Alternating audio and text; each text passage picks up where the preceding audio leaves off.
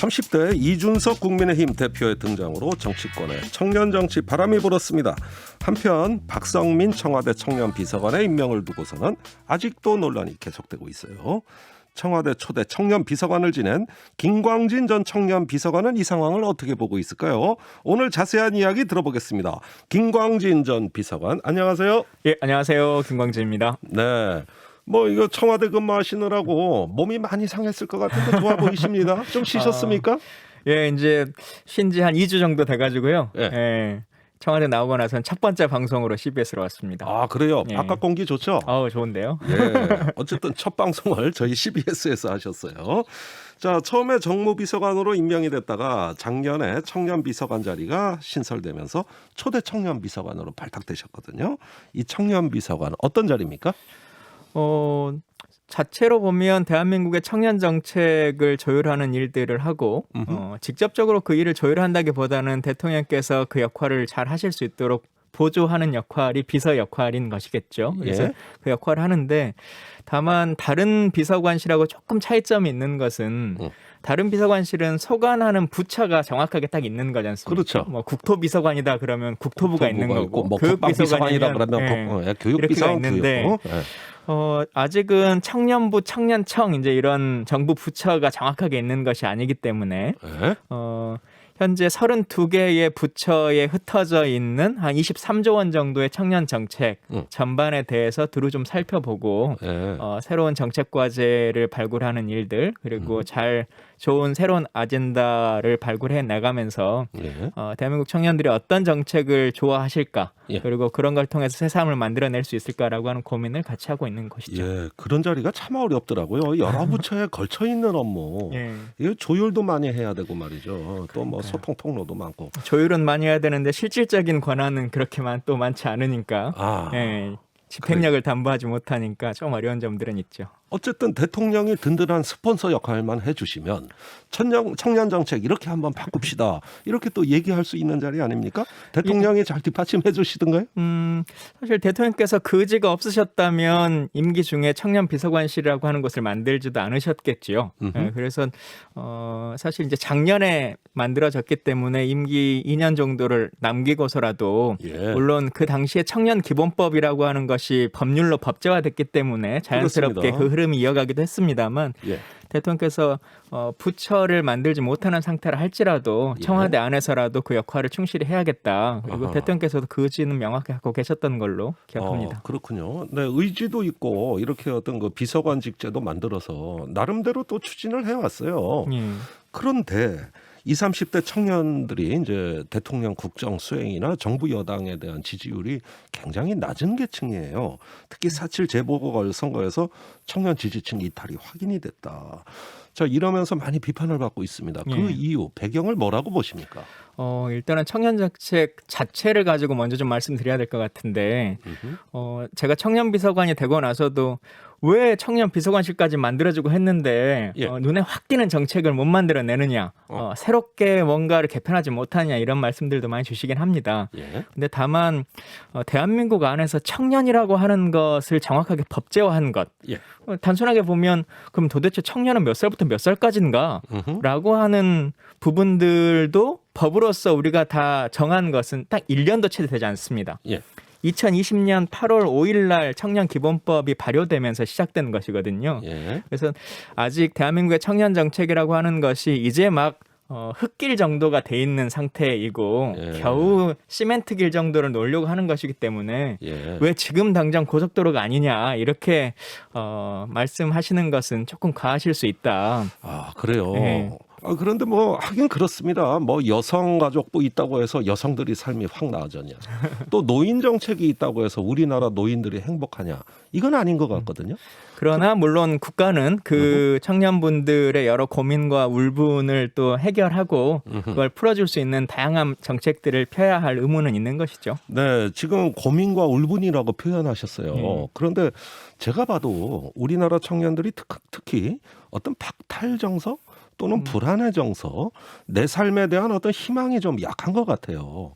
이렇게 된 이유를 어떻게 진단하십니까? 가장 첫 번째로 보면 기회의 빈곤이라고 봐야 될 것 같습니다. 기회의 빈곤. 예. 워낙 경쟁 사회에 있고 그 예. 경쟁이라고 하는 것에 있어서 한번 뒤처지면 재기가 참 어려운 상태. 그리고 예.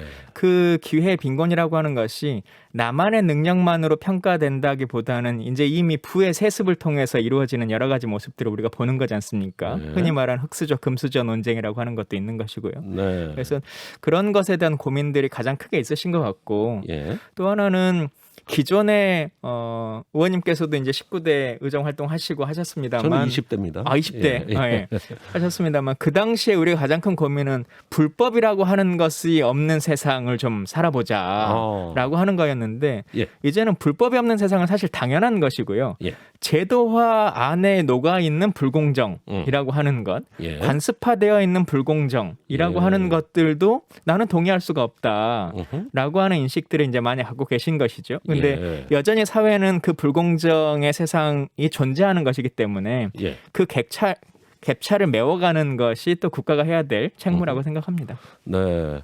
어쨌든지 간에 제한된 기회나마 공정하게 누려보고 싶다. 예. 그러지만 기회 자체도 좀 폭이 넓어져야 되겠다. 이런 두 가지 말씀을 하시는 예. 것 같아요. 자, 이렇게 청년들의 삶이 어렵습니다. 자, 최근에는 청와대가 청년 TF를 꾸렸네요. 김광진 전 비서관도 한때 총간사 역할을 하셨었고요. 예, 제가 청년 비서관일 때 했던 일입니다. 그렇군요. 자, 그런데 청년들의 호응을 얻을 정책이 나올 수 있겠습니까? 뭐 다양한 고민들이 있었고요. 청와대가 뭐 직접적으로 정책을 발표하는 곳은 아니기 때문에 거기서 언급된 것들은 잘 녹여져서 정부 부처가 다양한 고민들을 하실 거로 생각합니다. 네. 그래서 근데 획기적으로 하나의 정책을 낸다고 그것으로 모든 사람의 삶을 바꿀 수 있는 것이냐? 예. 또 그러지도 않는 것이고 사실 요즘 정책을 펴는 데 있어서 가장 참 어려운 점 중에 하나가 예. 예전에는 뭐 노동권이다 그러면 근로기준법을 준수하라라고 하는 하나면 해결이 거의 될 수 있었는데 예. 요즘은 각자가 처한 입장들이 다 다릅니다. 뭐 정규직 다르고 비정규직 다르고 하청 노동자, 알바 노동자, 해고 노동자, 뭐 구직자 이 사람들의 네. 플랫폼 노동자 다들 다르지 않습니까? 그렇죠. 그래서 뭐 비정규직의 문제를 해소하려고 보면 다른 직군에 있거나 다른 대상층에 있는 분들의 반발을 사게 되고 예. 사실 이러한 것도 결국은 기회의 빈곤 때문에 발생하는 것이죠. 나의 기회라고 하는 것을 누군가의 이익을 위해서 예. 쓰는 것에 대해서 동의하기가 참 어렵다. 아, 그렇군요. 예. 그렇다면은 말씀대로라면은 우리 사회의 기득권층이라고 할 수 있는 기성세대가 청년들에게 기회의 문을 넓히기 위해서 조금 더 양보를 해야 되는 거 아닙니까? 사실 그것도 이제 기득권만의 문제다라고 할지는 모르겠습니다만 다만 우리 사회가 점점 더 이제 좀 좋아지는 사회가 된다면 일자리 나누기라고 하는 것들이 조금 더 명확하게 돼야 될 것 같고요. 그것은 예. 단순히 청년을 지원하기 위해서라고 하는 것이 아니라 예. 우리 저녁 있는 삶이라고 하는 슬로건이 한때 참 유행했던 것처럼 예, 옛날 지금- 손학규 대표가 예. 제기했죠. 지금 일하시는 분들도 너무 과도한 노동에 또 휩싸여 있고 하기 때문에 예. 정상적인 노동의 범주 안에서 서로 간의 일을 나눠가면서 그 이후의 삶에 대한 행복도 같이 만들어 나갈 수 있는 사회를 좀 만들었으면 좋겠다는 생각이 듭니다. 네. 자, 김광진 전 비서관이 그 청와대 비서관으로 임명될 때는 다들 박수를 쳤어요. 예, 뭐 될 사람이 됐다 이런 분위기였는데 후임으로 온 25살에 박성민 전 민주당 최고위원이 1급 공무원 비서관으로 된 것을 가지고는 왜 이렇게 말이 많느냐. 이거 뭐 벼락 출세다, 특혜다, 불공정이다 여러 가지 얘기가 나오는데 이 논란 어떻게 보십니까? 근데 비서관이라고 하는 자리는 어떤 일을 할 것인가라고 하는 부분에 대해서도 같이 좀 고민해 줬으면 좋겠고 네. 사실 비서관 자리는 대통령께서 임명하시는 자리입니다. 대통령께서 지금 시기에 어떤 사람이 나를 잘 도와서 그 일을 할 것인가라고 하는 걸 선택하시는 건데 저는 정책이라고 하는 것도 혹은 뭐 어떤 직이라고 하는 것도 뭐 생애 주기처럼 사이클이 필요하다고 생각하는데요. 네. 제가 처음에 청년 비서관이 만들어질 때는 청년 비서관의 가장 큰 롤 중에 하나는 어떻게 하면 이 정책을 제도화시킬 것인가, 예. 다양한 부처 안에서 그 영향력을 정확하게 인식시킬 수 있도록 할 것인가라고 하는 것이 가장 중요한 목적이었다고 하면 네. 사실 저도 이제 40이 넘어가지고 한 상태이기 때문에 지금 MZ 세대가 요구하고 있는 여러 가지 감수성에 대한 문제들은 제 능력으로는 조금 빈약한 측면이 있었다고 저도 생각합니다. 그래서 그래요. 지금 시기에는 어느 정도의 기반을 좀 닦아놨다라고 하면 대통령 판단하시기에 조금 더 우리 세대의 감수성을 직접적으로 예. 나에게 전달할 사람이 필요하다라고 예. 하는 선택을 하셨을 거라고 생각하고요. 예. 그리고 대통령께서 불러서 이런저런 의견을 또 구하려면 청와대 특성상 행정관 분으로서는 직접적으로 이제 대화를 하기가 좀 쉽지 않기 때문에 그렇죠. 예, 비서관을 임명해서 정말 도대체 왜 대한민국 청년들이 이런 고민들을 생각하는 것일까? 예. 나도 나름대로 고민하지만 내가 모르는 뭔가가 또 있는 것이 아닌가? 예. 그런 여러 가지 얘기들을 좀 듣고 알려줬으면 좋겠다라고 하는 그 목적에서 아하. 선정하셨다고 생각합니다. 그럼 필요한 인사라는 말씀이신데요. 이철희 정무수석의 그 발언. 이철희 수석이 박 비서관 임명을 비판했던 국민의힘 보좌진 협의회가 그 비판한 것에 대해서 니들은 시험으로 뽑았냐. 이런 식으로 그 아주 강펀치를 먹였습니다. 그러니까 오늘은 또 민주당 보좌진 협의회에서 보좌진이 낙하산 집단인 것처럼 호도된 것 같아 유감이다 이러면서 이철희 선배 이러시면 안 된다 이런 또 성명이 나왔단 말입니다. 어떻게 보세요? 흔히 뭐 청와대의 비서들은 입이 없다 뭐 이제 이렇게 얘기들 많이 하시는데 네. 우리 정무수석님 요즘 방송을 좀 너무 많이 나오셔가지고 방송인 같아요. 예, 저희 예. 방송에도 나오셨어요. 예, 청와대의 비서인 것과 평론가는 사실 입장이 전혀 다른 것인데 말씀이 많으시다 보니까 혹은 자기 소관에 있는 비서관을 좀 엄호하시다 보니까 네. 말이 과해지시는 게 아닌가 싶은 생각이 듭니다. 과하다. 예, 그러니까 박성민 비서관 처음에 그 인사와 관련해서 해명을 하실 때도 뭐 안 되면 내가 책임지겠다 뭐 이제 이런 유의 말씀을 하시는 것 때문에 예. 저는 더 큰 울분이 생겼다고 생각하는데요. 사실은 그런 인식 자체가 청년 비서관이라고 하는 직위를 대통령의 비서로 인식되게끔 하지 못하고 정무수석이 책임져야 되는 어떤 자리처럼 예. 생각하는 것. 예를 들면 교육비서관이 잘못했다고 사회수석이 책임져라 이렇게 하지는 않는 거지 않습니까? 예. 예, 독립된 주체로서의 역할을 좀 인정해줬어야 되는데 예. 그렇게 표현되지 않은 것도 잘못이라는 생각이 들고 어제 말씀하셨던 것처럼 사실 보좌진이 법률상은 국회의원에게 임면에 대한 권한이 다 있기 때문에 예. 일정 정도 뭐 직접적인 선출이 가능합니다만 사실 본인이 20년 전에 보좌진 할 때와는 워낙 다르죠. 지금은 인턴만 채용 공고를 내도 수백 명씩 뭐 이력서가 예, 이력서를 뭐 내고 엄청나게 들어와요. 그걸 위해서 다양한 뭐 선출의 방식들을 이제 채택하고 있는 것인데 그리고 예. 의정 활동이라고 하는 것에 대한 평가도 국민들이 워낙 민감하시기 때문에 예전처럼 뭐 친인척을 채용한다거나 뭐 이제 이런 일들도 없어지는 것이고요. 그렇죠. 그래서 그거 당장 국회 윤리위에서 개입합니다. 예, 그래서 지금 국회의 보좌진 분들도 참 힘든 과정을 거쳐서 예. 입사하시고 또 진급하시고 이제 이런 일들을 하신다. 예. 다만 우리가 별정직으로 공무원이 되는 것과 예. 시험을 봐서 일반직으로 들어가는 것을 동일하게 평가하는 것은 조금 과한 비판이지 않으셨느냐라고는 생각합니다. 지금 말씀은 점잖게 하시지만 굉장히 과하다. 잘못 알고 계신다. 이철희 수석이. 보좌진들 그런 색이 아니다. 아주 그 뼈 있는 말씀 해주신 거거든요. 아니 뭐 비판을 할 수 있는 상황은 아닙니다만은 예.